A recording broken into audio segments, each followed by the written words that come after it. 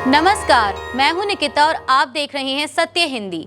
एक नजर डालते हैं अब तक की सुर्खियों पर। एसोसिएशन फॉर डेमोक्रेटिक रिफॉर्म्स यानी एडीआर ने सुप्रीम कोर्ट में दलील दी है कि बिहार में चल रहे विशेष गहन संशोधन प्रक्रिया में आधार और राशन कार्ड जैसे व्यापक रूप से उपलब्ध दस्तावेजों को स्वीकार न करना चुनाव आयोग का फैसला बेतुका और मनमाना है। एडीआर ने कहा कि यह प्रक्रिया लाखों वोटरों, विशेष रूप से गरीब और हाशिए पर रहने वाले समुदायों जैसे मुसलमानों, दलितों और प्रवासी मजदूरों के मताधिकार को छीन सकती है। एडीआर ने अपनी याचिका में कहा कि इलेक्शन कमीशन ऑफ इंडिया ने आधार और राशन कार्ड को स्वीकार न करने का कोई ठोस कारण नहीं दिया है, जबकि ये दस्तावेज बिहार में सबसे आम पहचान पत्र हैं। याचिका में तर्क दिया गया कि आधार, जिसे स्थायी निवासी प्रमाण पत्र, ओबीसी, एससी, एसटी प्रमाण पत्र और पासपोर्ट प्राप्त करने के लिए स्वीकार किया जाता है, को एसआईआर में शामिल न करना निराधार है। एडीआर ने यह भी बताया कि इलेक्शन कमीशन ऑफ इंडिया द्वारा स्वीकृत 11 दस्तावेज जैसे पासपोर्ट, जन्म प्रमाण पत्र और मैट्रिकुलेशन सर्टिफिकेट भी जाली दस्तावेजों के आधार पर बनाए जा सकते हैं। फिर आधार को क्यों खारिज किया गया? एडीआर ने याचिका में आगे आरोप लगाया कि एसआईआर प्रक्रिया में कोई स्पष्ट प्रक्रिया या दिशा निर्देश नहीं है। निर्वाचन पंजीकरण अधिकारी को असीमित और अनियंत्रित अधिकार दिए गए हैं, जिसके कारण वोटरों का नाम हटाने में मनमानी हो सकती है। बिहार जैसे राज्य में जहां गरीबी, अशिक्षा और कम दस्तावेजीकरण की समस्या है, एसआईआर की सख्त समय सीमा यानी 25 जुलाई तक दस्तावेज जमा करना लाखों वोटरों को मताधिकार से वंचित कर सकती है। हालांकि ये तारीख कल खत्म हो चुकी है। एडीआर ने चेतावनी दी कि बिहार के करीब 3 करोड़ वोटर, विशेष रूप से वे जो 2003 की सूची में नहीं है या जिनके पास जन्म प्रमाण पत्र नहीं है, मतदाता सूची से हटाए जा सकते हैं। बिहार में केवल 2.5% लोगों के पास पासपोर्ट और 14% के पास मैट्रिकुलेशन सर्टिफिकेट हैं। ऐसे में एसआईआर की प्रक्रिया गरीबों और कमजोर वर्गों के लिए खतरनाक साबित हो सकती है। एडीआर ने सुप्रीम कोर्ट से इलेक्शन कमीशन ऑफ इंडिया के 24 जून के आदेश को रद्द करने की मांग की, ताकि वोटरों के अधिकार की रक्षा हो सके। अब इस मामले में सुप्रीम कोर्ट का फैसला न केवल बिहार बल्कि पूरे देश के लोकतांत्रिक प्रक्रिया के लिए अहम होगा। तमिलनाडु के मुख्यमंत्री और टीएम के अध्यक्ष एम.के. स्टालिन ने बिहार में चुनाव आयोग द्वारा चलाए जा रहे विशेष गहन संशोधन यानी एसआईआर की प्रक्रिया पर तीखा हमला बोला है। स्टालिन ने इसे लोकतंत्र के लिए खतरा बताते हुए कहा कि आग से मत खेलो। उन्होंने आरोप लगाया कि एसआईआर के जरिए वंचित और असहमति जताने वाली जातियों, विशेष रूप से मुसलमानों, आदिवासियों और दलितों के वोटों को सूची से हटाया जा रहा है ताकि बीजेपी को फायदा हो। स्टालिन ने इसे सुधार नहीं बल्कि चुनावी परिणामों को इंजीनियर करने की साजिश करार दिया। इस बीच चुनाव आयोग ने कहा है कि एसआईआर का पहला चरण पूरा हो चुका है और 66 लाख से अधिक मतदाताओं के नाम बिहार की मतदाता सूची से हटाए जा रहे हैं। स्टालिन ने कहा कि तमिलनाडु इस अन्याय के खिलाफ हर लोकतांत्रिक हथियार का इस्तेमाल करेगा। उन्होंने चेतावनी दी कि अगर यह प्रक्रिया अन्य राज्यों में लागू हुई तो इसका कड़ा विरोध होगा।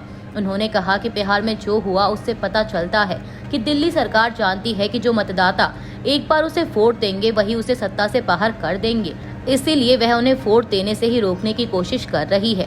अगर आप हमें हरा नहीं सकते तो हमें मिटाना चाहते हैं, आग से मत खेलो।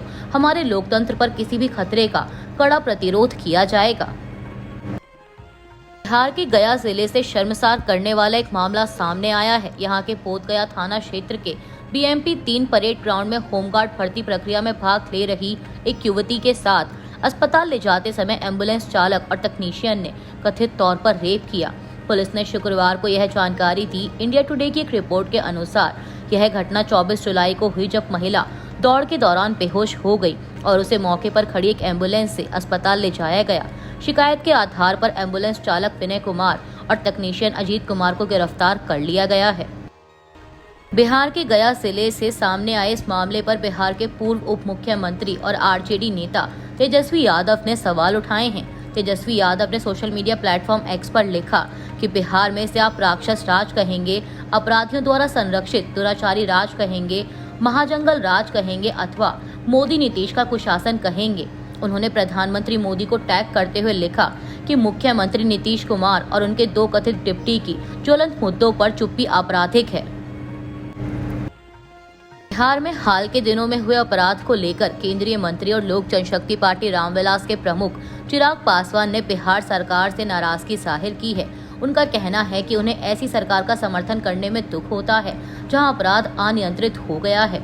चिराग पासवान ने शनिवार को पत्रकारों से बात करते हुए कहा कि बिहार में एक के बाद एक तरह से आपराधिक घटनाओं की एक श्रृंखला बन गई है और प्रशासन अपराधियों के सामने पूरी तरह से नतमस्तक दिख रहा है। अब तो ऐसा लग रहा है कि इन घटनाओं को रोकने के लिए प्रशासन पूरी तरह से नाकामयाब है। अगर ऐसा ही चलता रहा तो प्रदेश के लिए आने वाले दिनों में ये बहुत भयावह परिस्थिति पैदा कर देगा। विपक्ष की ओर से उठाए जा रहे सवाल पर भी चिराग पासवान ने प्रतिक्रिया दी। उन्होंने कहा कि मान लिया जाए कि अगर सरकार को बदनाम करने की साजिश के तहत भी इन घटनाओं को अंजाम दिया जा रहा है तो भी जिम्मेदारी तो प्रशासन की बनती है। उन्होंने कहा कि मुझे इस बात का दुख होता है कि मैं ऐसी सरकार का समर्थन कर रहा हूं जहां पर अपराध पूरी तरह बेलगाम हो चुका है। मध्य प्रदेश विधानसभा में सोमवार 28 जुलाई से शुरू होने जा रहे सत्र के पहले ही हंगामा खड़ा हो गया है। मध्य प्रदेश विधानसभा सचिवालय के प्रमुख सचिव AP सिंह के हस्ताक्षरों से राज्य के विधायकों के नाम एक परिपत्र जारी हुआ है। परिपत्र पर तारीख तो 10 जुलाई की है, लेकिन यह गत दिवस यानी पिछले दिन ही विधायकों को मिला है, ऐसा बताया गया। दरअसल इस परिपत्र में सुरक्षा का हवाला देते हुए विधायकों के राज्य विधानसभा परिसर में नारेबाजी और प्रदर्शन को प्रतिबंधित कर दिया गया। साफ साफ कहा गया है कि माननीय अध्यक्ष नरेंद्र सिंह तोमर, जो कि स्पीकर हैं, के स्थायी आदेश 94(2) के तहत माननीय सदस्यों द्वारा विधानसभा परिसर में नारेबाजी व प्रदर्शन करना प्रतिबंधित किया गया है। बता दें कि मध्य प्रदेश विधानसभा का गठन 1956 में हुआ था। बीते 69 सालों में पहली बार इस तरह का आदेश किसी स्पीकर के तौर में जारी हुआ है।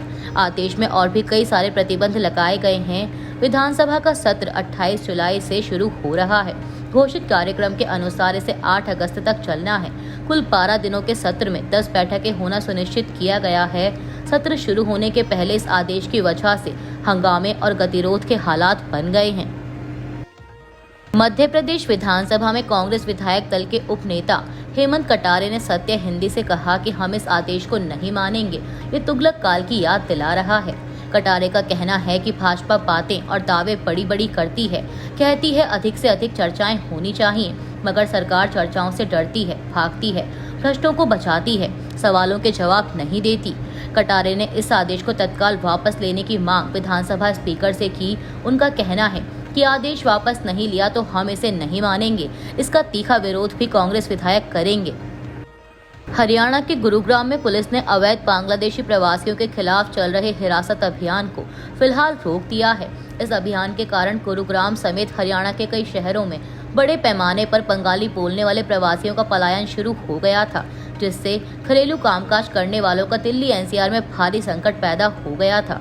पुलिस ने कथित संदिग्ध अवैध बांग्लादेशी प्रवासियों को पकड़ने के लिए 4 हिरासत केंद्र स्थापित किए थे, जहां संदिग्ध व्यक्तियों को उनके मूल राज्य से सत्यापन होने तक रखा जाता था।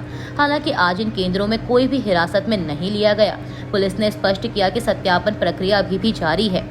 बता दें कि इस अभियान को लेकर पश्चिम बंगाल की मुख्यमंत्री ममता बनर्जी और कई सांसदों ने कड़ा विरोध जताया है। बता दें कि इस अभियान को लेकर पश्चिम बंगाल की मुख्यमंत्री ममता बनर्जी और कई सांसदों ने कड़ा विरोध जताया है। उन्होंने इसे भाषाई आतंक करार देते हुए हरियाणा की भाजपा सरकार पर राजनीतिक प्रतिशोध और पुलिस द्वारा उत्पीड़न का आरोप लगाया। ममता बनर्जी ने ट्वीट कर कहा कि हरियाणा में गुरुग्राम और अन्य जिलों से बंगाली भाषी लोगों की हिरासत और अत्याचार की खबरें बढ़ती जा रही हैं।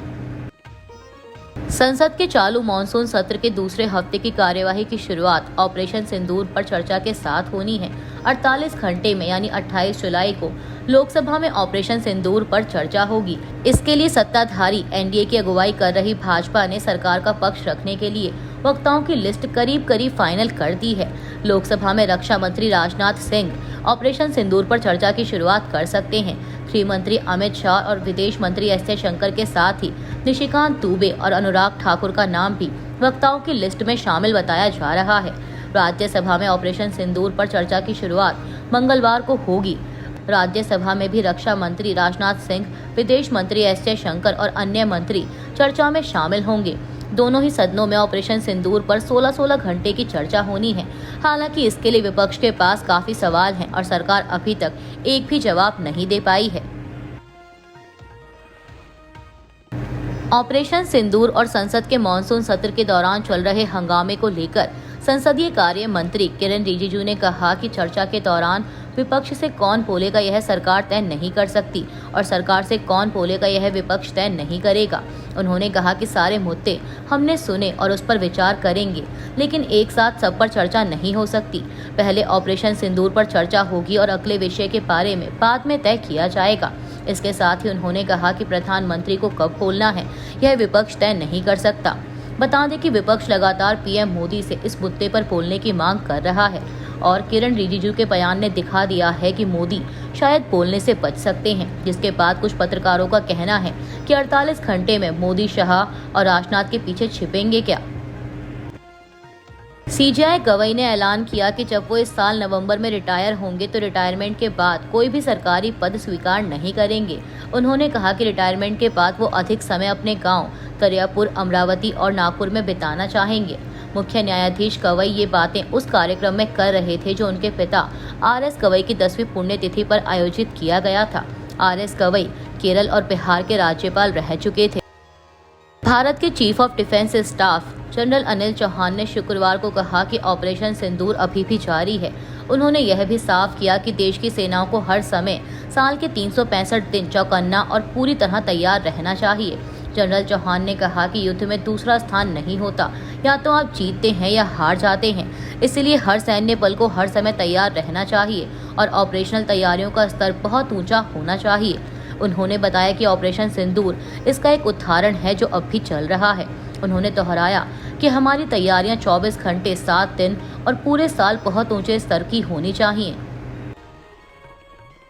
सीडीएस अनिल चौहान ने आगे कहा कि अब युद्ध का तरीका बदल रहा है। उन्होंने कहा कि भविष्य में हमें केवल हथियार चलाने वाले सैनिकों की जरूरत नहीं होगी, बल्कि हमें इंफॉर्मेशन वॉरियर्स, टेक्नोलॉजी वॉरियर्स और स्कॉलर वॉरियर्स की भी जरूरत होगी। उन्होंने बताया कि आने वाला सैनिक सिर्फ बंदूक चलाने वाला नहीं होगा, बल्कि उसे जानकारी, तकनीक और बुद्धिमत्ता, इन तीनों का मास्टर होना पड़ेगा।